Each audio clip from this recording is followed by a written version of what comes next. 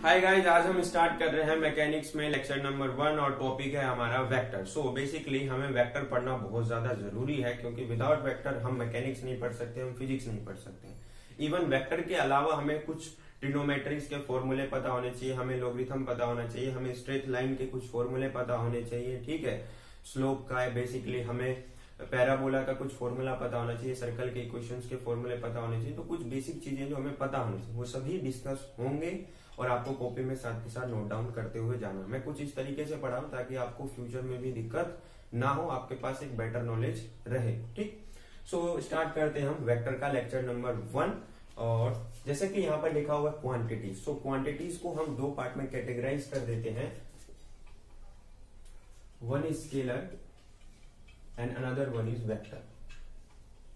ठीक है, one is scalar and another one is vector. So basically scalar और vector आप क्लास 9 से भी पढ़ते हुए आ रहे हैं कि स्केलर जो होता है उसके अंदर आप लोगों को सिर्फ और सिर्फ मैग्नीट्यूड देखने को मिलता है, और जो वेक्टर क्वांटिटी होता है उसके अंदर आप लोगों को मैग्नीट्यूड के साथ साथ डायरेक्शन भी देखने को मिलता है। इसके कुछ एग्जांपल्स की बात करूं मैं तो जैसे कि यहाँ पर डिस्टेंस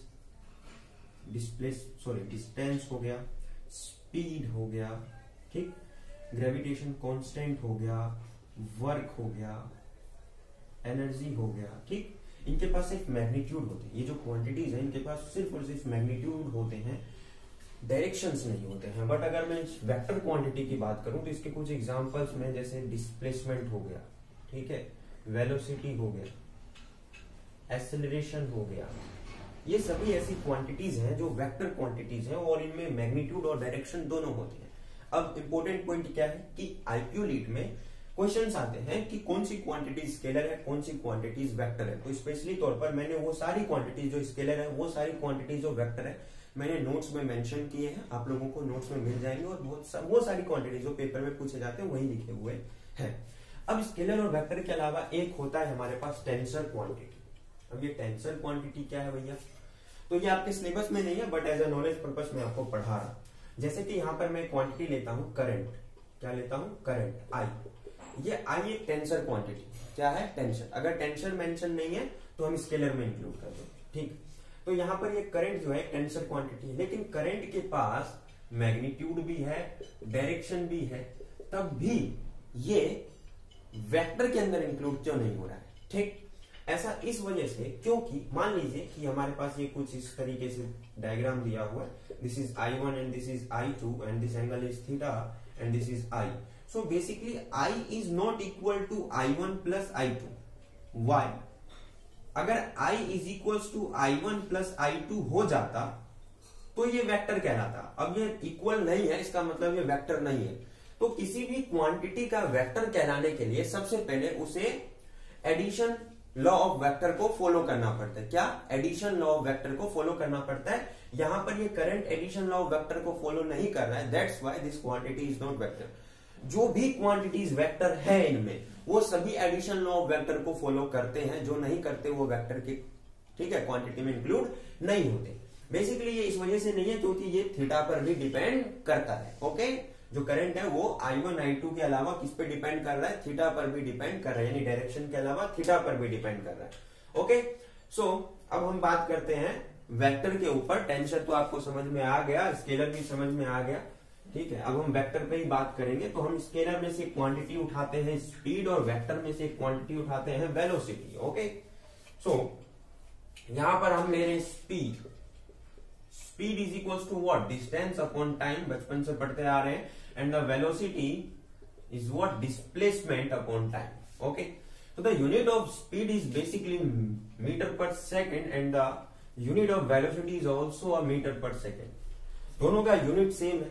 ठीक, तो क्या है ऐसा कि ये स्पीड जो है वो स्केलर है और जो वेलोसिटी है वो वेक्टर है। ऐसा इस वजह से, मान लीजिए मैंने बोला कि एक व्हीकल 5 मीटर पर सेकंड की स्पीड से चल रहा है। ठीक, एक तो ये लिखा, फिर मैंने लिखा एक व्हीकल 5 मीटर पर सेकंड की स्पीड से नॉर्थ डायरेक्शन में चल रहा है। अब आपको समझ में आ गया कि यहां पर मैंने सिर्फ मैग्नीट्यूड की बात करी, यहां पर मैंने मैग्नीट्यूड के साथ साथ डायरेक्शन भी इंक्लूड कर दिया। So in case of velocity we mention magnitude with direction. Okay, और in case of speed we only mention the speed, like अगर मैं बोलता हूं कि एक व्हीकल 5 मीटर पर सेकेंड की स्पीड से, ठीक है, एक व्हीकल 5 मीटर पर सेकेंड की स्पीड से नॉर्थ डायरेक्शन में जा रहा है, मैंने एक चीज बोला है, स्पीड से नॉर्थ डायरेक्शन में, साउथ डायरेक्शन में, ईस्ट डायरेक्शन में, वेस्ट डायरेक्शन में, ऊपर नीचे दाएं बाएं कहीं पर मैंने बोल दिया, तो इसका मतलब वो स्पीड एक्चुअली वेलोसिटी है। क्यों? क्योंकि मैग्नीट्यूड के साथ क्या इंक्लूड है? डायरेक्शन। क्या बोला मैंने? कोई व्हीकल 5 मीटर पर सेकेंड की रफ्तार से, स्पीड से नॉर्थ डायरेक्शन में जा रहा है, तो इसका मतलब स्पीड जो है वहां पर मैग्नीट्यूड हो गया, और साथ में नॉर्थ जो डाल दिया मैंने तो डायरेक्शन, तो वो स्पीड एक्चुअली वेक्टर क्वांटिटी बन गया, यानी वेलोसिटी बन गया। ओके, तो यहां पर कहीं पर भी मैग्नीट्यूड के साथ साथ डायरेक्शन इंक्लूड हो तो वो वेलोसिटी है, और सिर्फ मैग्नीट्यूड हो तो वो स्पीड है। तो हम बोल सकते हैं speed is actually a velocity, speed actually velocity है बिना डायरेक्शन के। अगर मैं यहां से नॉर्थ हटा दूं तो ये स्पीड बन जाएगा, अगर मैं 5 मीटर पर सेकेंड में डायरेक्शन जोड़ दूं तो वेलोसिटी बन जाएगा। तो हम बोल सकते हैं speed is actually a velocity without direction.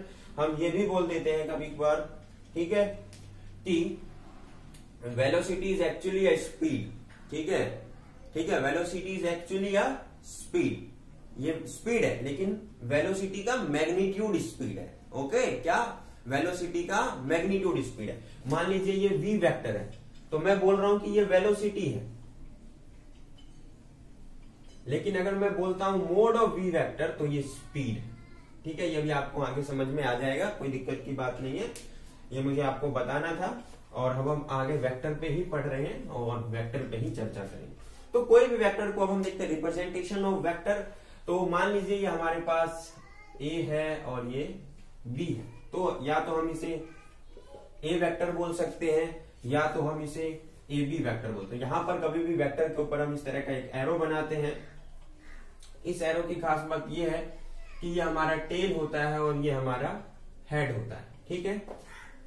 तो आप कुछ भी अपनी मर्जी से इसे नाम दे सकते हैं, मैंने a दे दिया, आप t वेक्टर दे सकते हैं, आप r वेक्टर दे सकते हैं, आप कुछ भी दे सकते हैं, ये आपकी मर्जी होती है और कभी भी इस तरीके से रिप्रेजेंट किया जाता है, ठीक।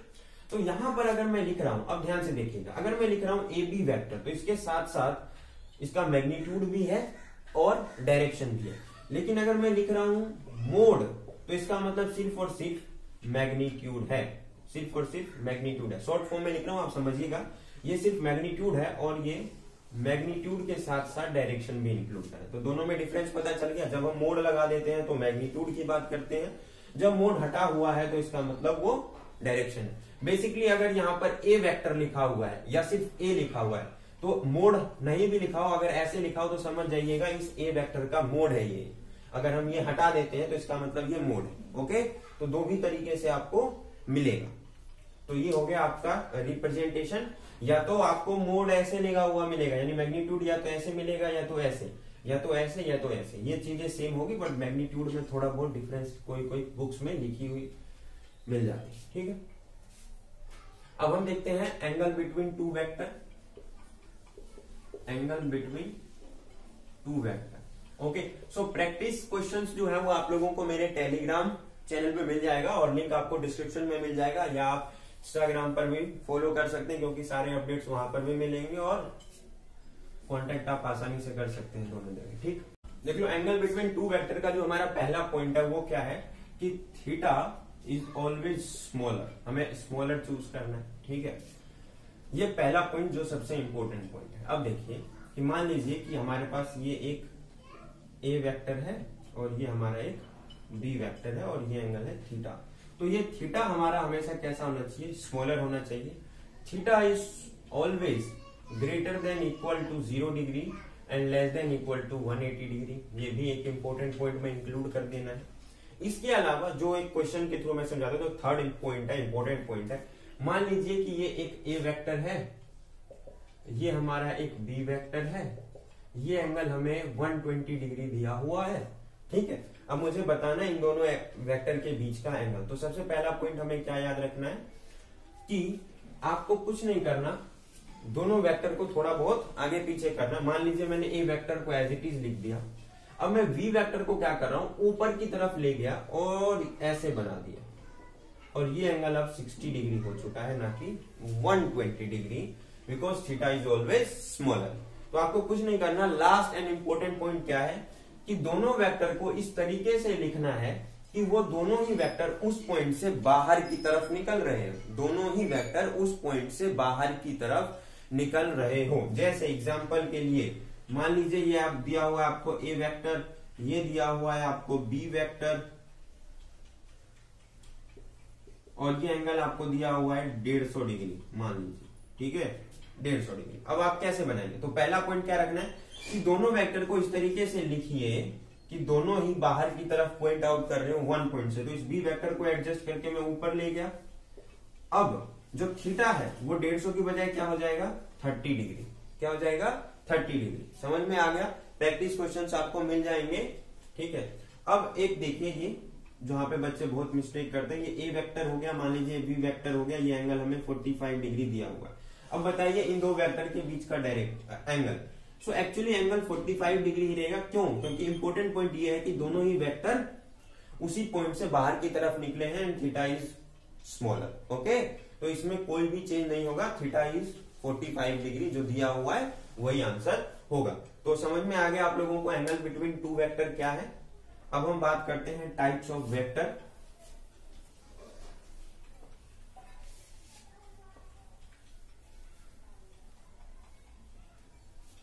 अब हम देखते हैं टाइप्स ऑफ वेक्टर।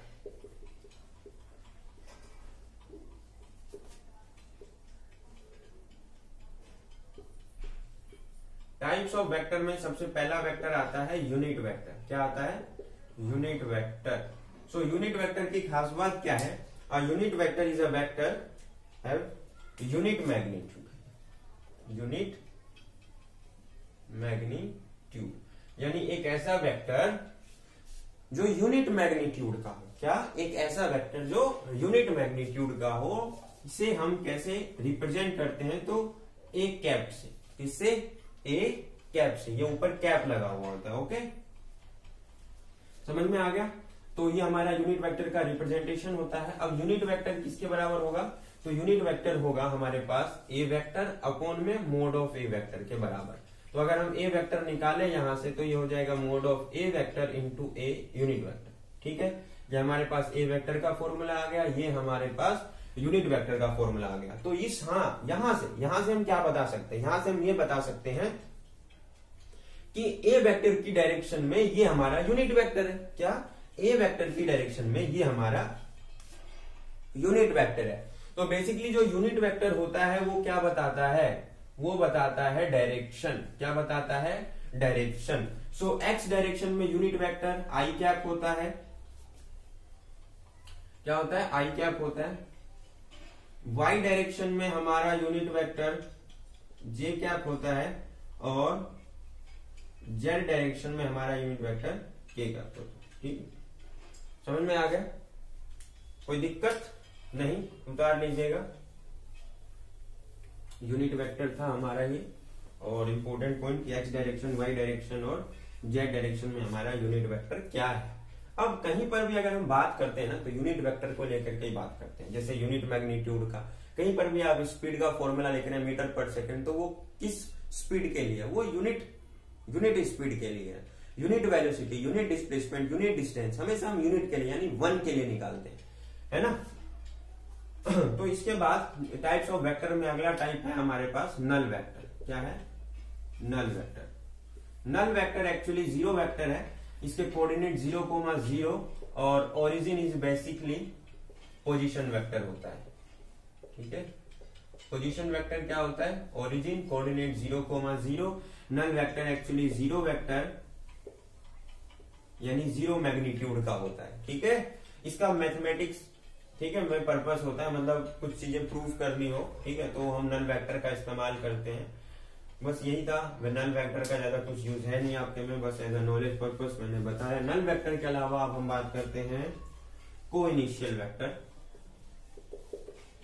को इनिशियल वेक्टर, को इनिशियल वेक्टर क्या होते हैं? आपको पता चल गया कि इनिशियल मतलब एक ही पॉइंट से निकलने वाले वेक्टर। जैसे ये ए वेक्टर, ये बी वेक्टर, ये सी वेक्टर, तो सारे ही वेक्टर एक ही पॉइंट से निकल रहे हैं और एक ही प्लेन में है, तो इसे बोलेंगे हम को इनिशियल वेक्टर।